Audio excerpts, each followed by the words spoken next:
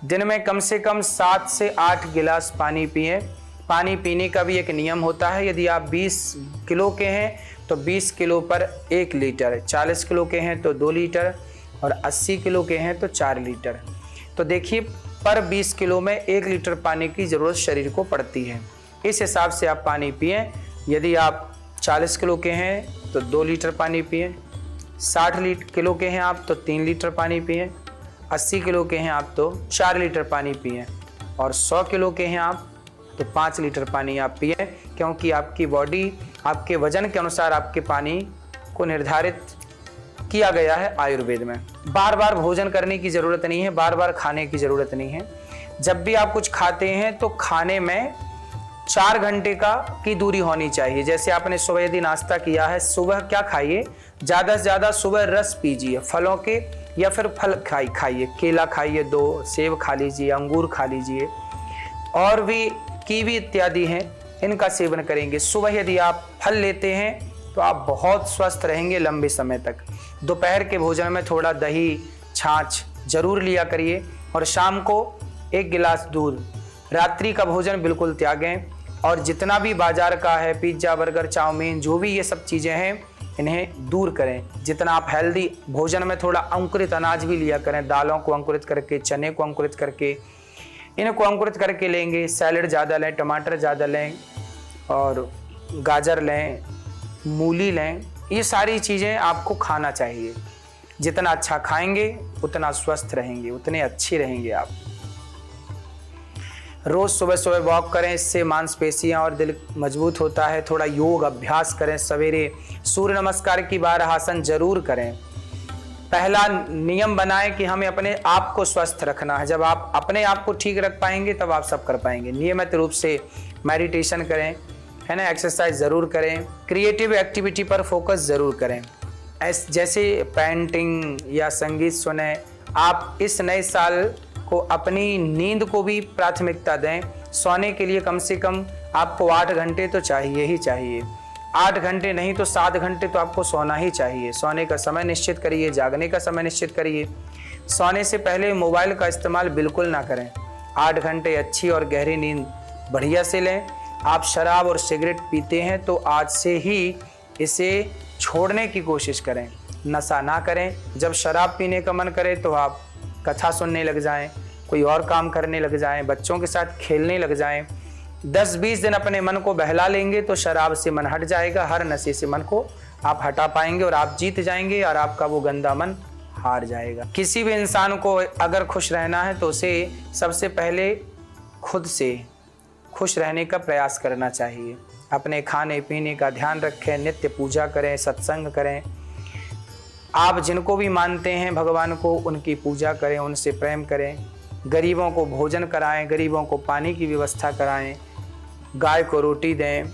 झुग्गियों में रहने वाले बच्चों के साथ थोड़ा बैठें, थोड़ा उनको पुस्तक दें, उनको पढ़ाएं। यदि वो गरीब हैं, पढ़ना चाहते हैं तो आप पढ़ाएं लिखाएं उनको। यही अच्छे काम करें 2025 में कि आप सबको, हर गरीब बच्चे का साथ देंगे, ईर्ष्या ना करेंगे, किसी के प्रति द्वेष का भाव ना रखें, चाहे वो परिवार का हो या कोई ऑफिस का या कोई तीसरा। ईर्ष्या का भाव किसी के साथ ना हो। झूठ छल कपट से आप बचें। एक शानदार जीवन जिएं, सादा जीवन, उच्च विचार की भावना के साथ आगे बढ़ें। क्या होगा हम किसी का बुरा करेंगे तो? क्या हुआ रावण ने बुरा किया सीता माँ के साथ, क्या परिणाम हुआ? क्या परिणाम हुआ दुर्योधन का जब उसने द्रौपदी के साथ बुरा किया? आप किसी के साथ बुरा करते हैं तो आपके साथ बुरा जरूर होगा, कोई बचा नहीं सकता। अपनी सोच को सकारात्मक बनाए रखें, नेगेटिविटी को जाने दें और पॉजिटिविटी को अपने भीतर आने दें और उसे बचाएं। पॉजिटिविटी को बचाए रखें। सदा एक बेहतर सोच के साथ अपने जीवन में आगे बढ़ें। बड़ा सोचेंगे तो बड़ा कर पाएंगे। गुस्सा अगर आपको हर समय छोटी छोटी बात पर आता है तो 2025 पे गुस्से पर भी आपको कंट्रोल करना सीखना है। गुस्सा कंट्रोल, अपनी एनर्जी और अपने समय का सदा सही जगह इस्तेमाल करें, कभी उसका दुरुपयोग ना हो। समाज पर आपके द्वारा कोई बुरा प्रभाव ना पड़े। व्यर्थ के कामों में ऊर्जा खत्म ना करें। बात करेंगे अब आज के समाधान की।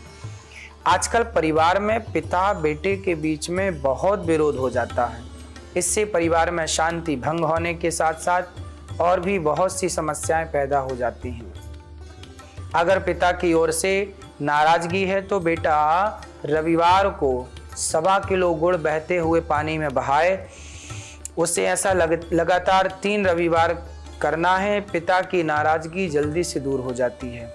बेटे को नियम से गुड़ लाल फूल मिलाकर सूर्य देव को गुड़ में पानी में गुड़ मिलाएं, लाल पुष्प मिलाएं और सूर्य भगवान को मीठा जल पुष्प सहित जल चढ़ाने से पिता पुत्र में प्रेम होता है।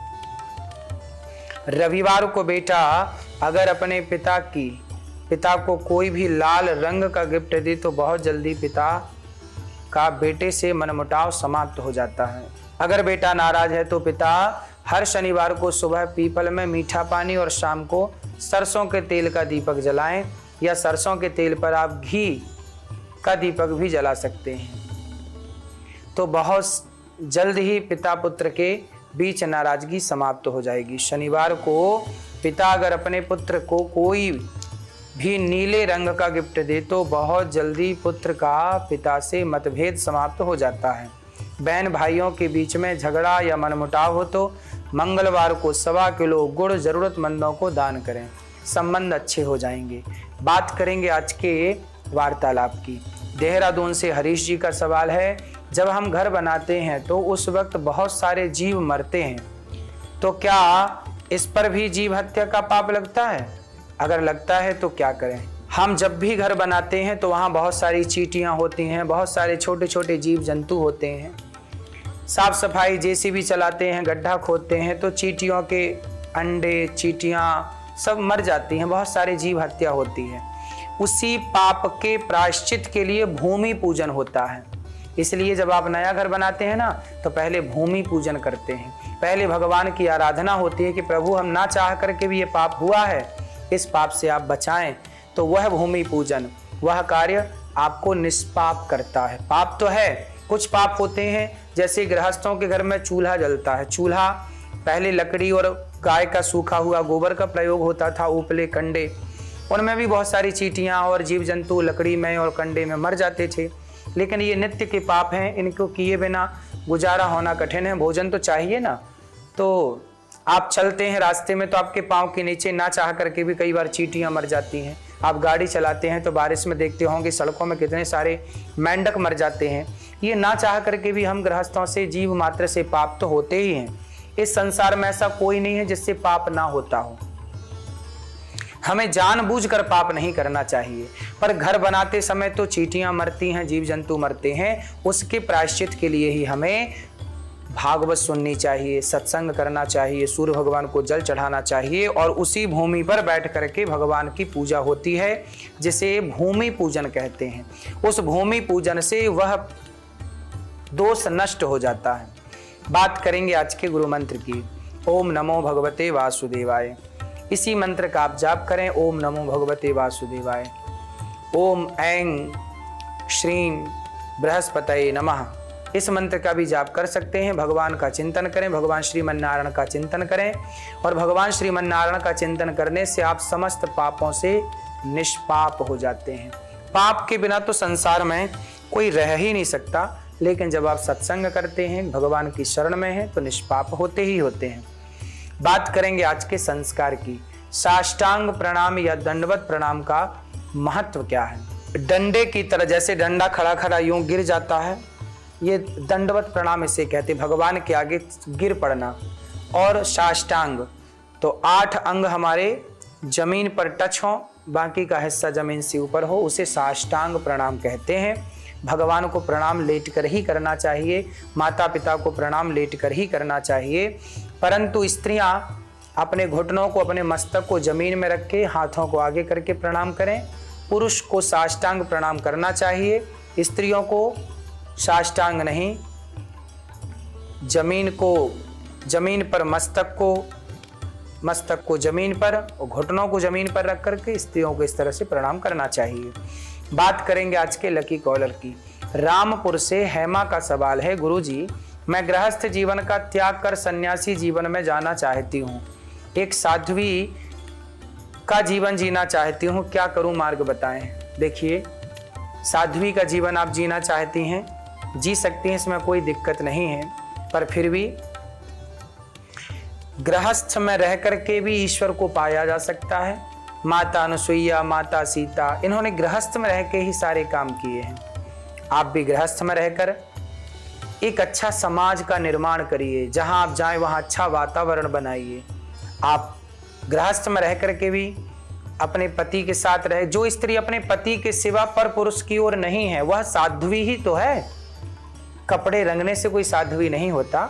आप अपने पति के साथ हैं, पति के सिवा पर पुरुष को कभी आप नहीं देखते गलत भाव से, तो आप साध्वी हैं। हर वो स्त्री साध्वी है जो अपने पति में, अपने गृहस्थ में, अपने परिवार में खुश है। जो यहाँ वहाँ निंदा चुगली छल कपट से बची है, वो हर स्त्री साध्वी है।